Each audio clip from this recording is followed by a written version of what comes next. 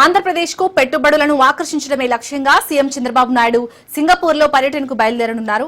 CM చంద్రబాబుతో పాటు మంత్రులు నారా లోకేష్, నారాయణ, టీజీ భరత్లతో కూడిన 8 మంది బృందం సింగపూర్ లో పర్యటించనున్నారు.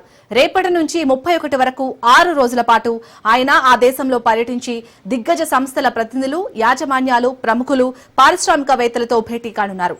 కూటమి ప్రభుత్వం ఏర్పడిన తర్వాత దావోస్ పర్యటనకు వెళ్లిన సీఎం రెండో విదేశీ పర్యటనగా సింగపూర్ కు వెళ్లనున్నారు.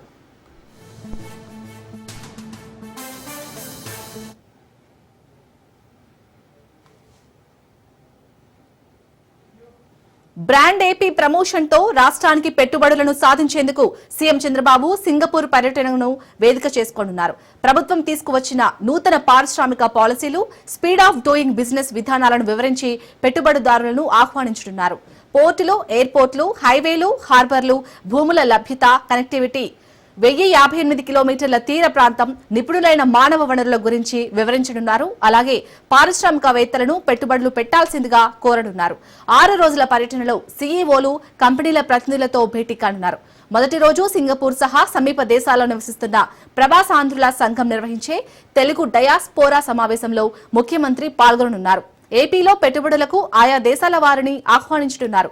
పేదరిక నిర్మూలనకు రాష్ట్ర ప్రభుత్వం చేపట్టిన P4 కార్యక్రమంలో భాగస్వాములు కావాలని సీఎం పారిశ్రామికవేత్తలను కోరనున్నారు.